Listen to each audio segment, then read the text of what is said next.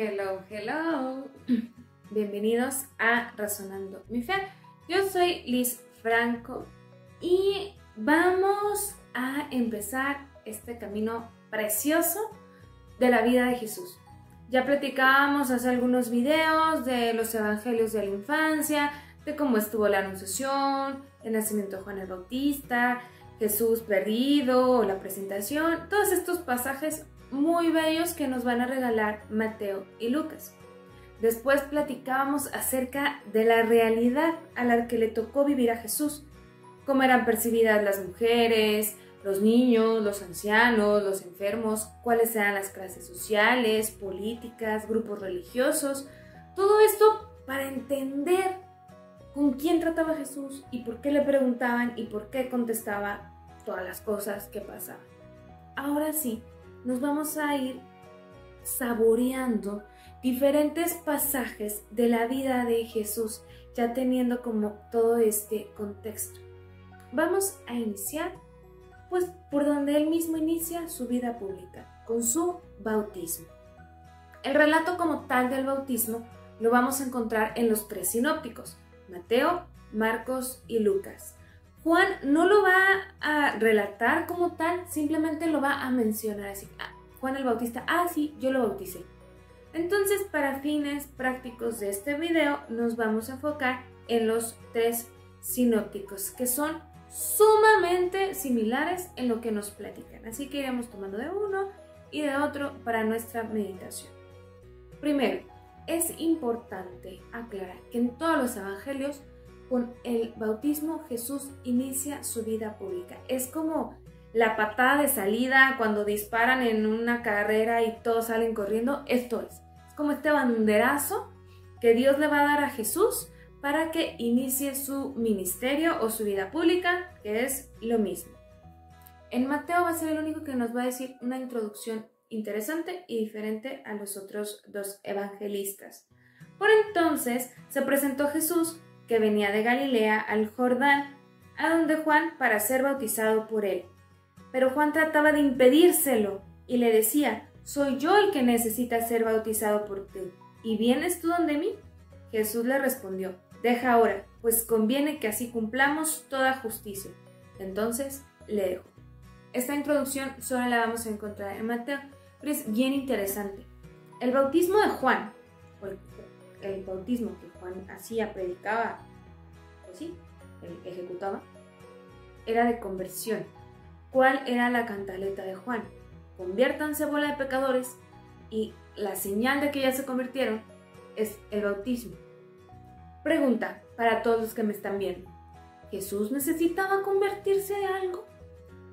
No, Jesús nunca cometió pecado. Entonces, ¿por qué?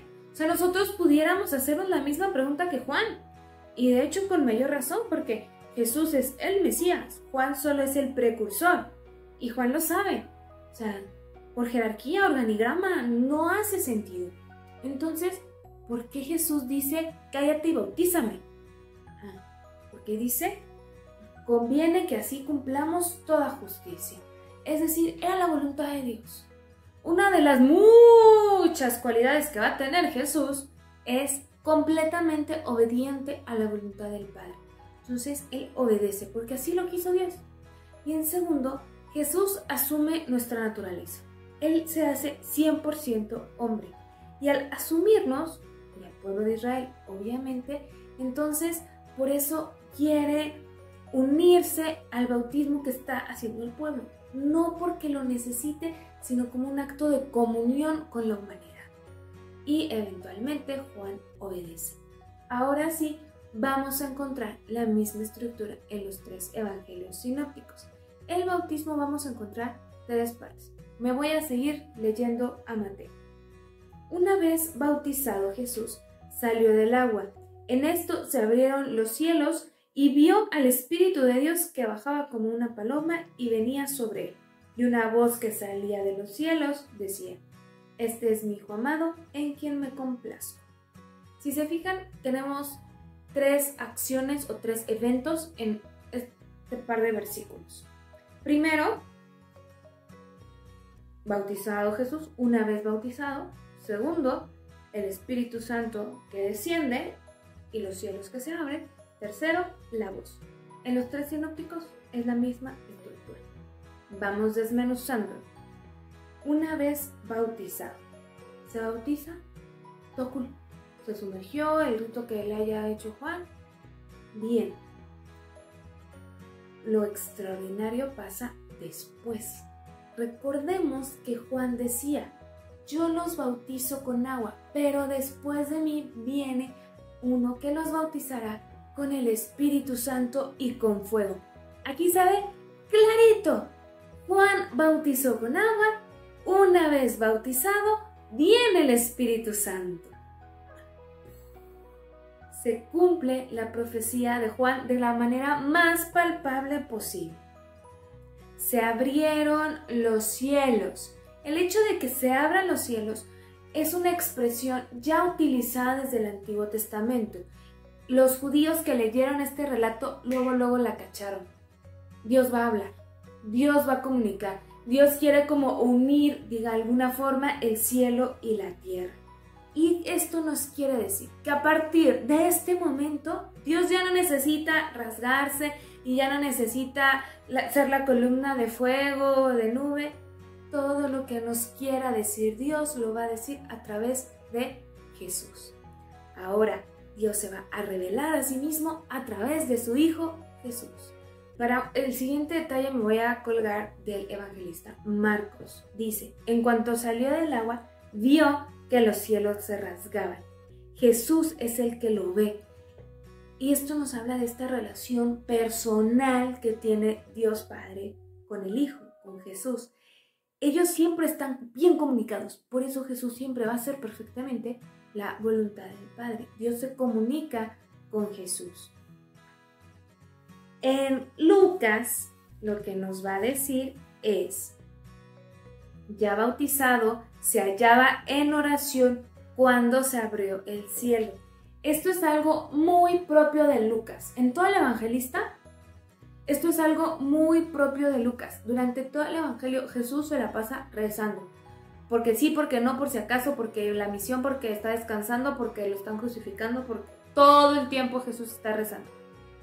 Y empezamos desde que lo bautizan, estando en oración. Si quieres saber la voluntad de Dios, pues pregúntale.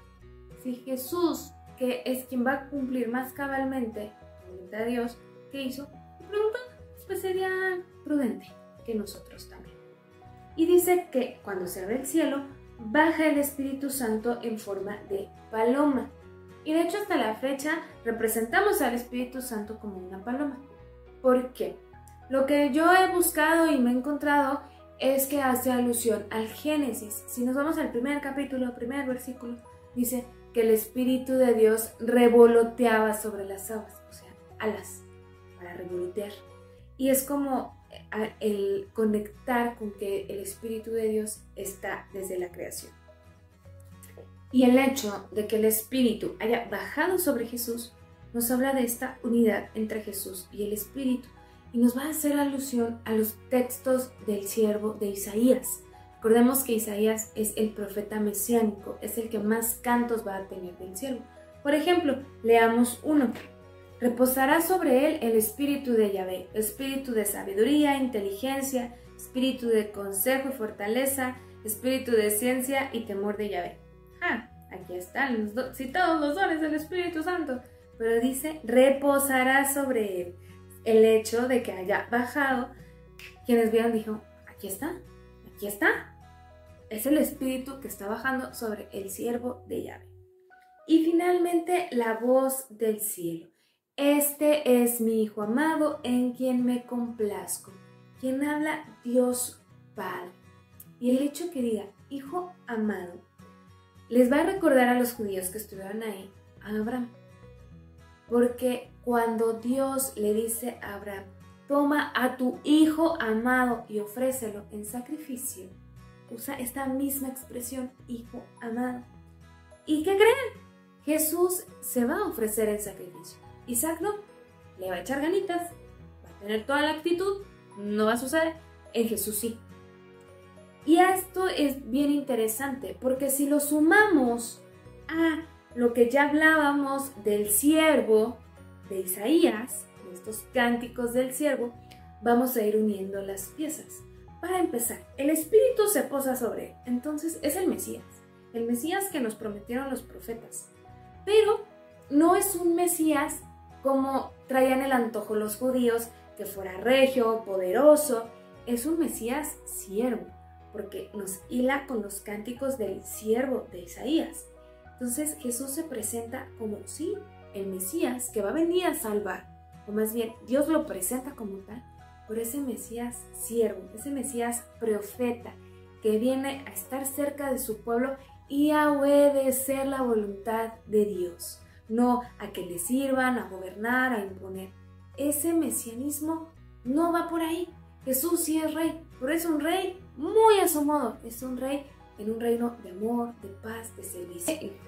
Y les decía al principio del video, el bautismo va a ser el banderazo para la vida pública de Jesús. ¿Por qué? Porque el Espíritu Santo es el que nos hace capaces de cumplir nuestra misión. Por eso lo recibimos desde el bautismo para la vida, por eso la confirmación, la fortaleza, etc. Jesús recibe este Espíritu Santo en plenitud porque es Dios.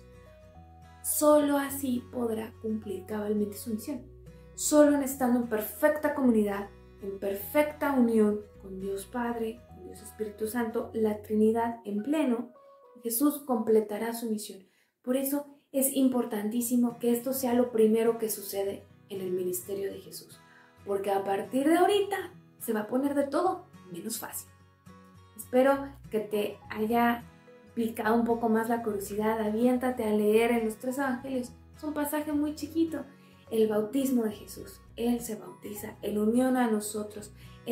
Dios lo nombra, lo manifiesta, lo declara, dice lo que a lo mejor no sabían en ese momento. Aquí está mi hijo, escúchenlo, en quien me complazco, el que hace todo como debe de ser. Imitemos a Jesús. Seamos verdaderos hijos de nuestro Padre Dios. ¿Y cómo lo vamos a lograr? Solo con la ayuda del Espíritu Santo.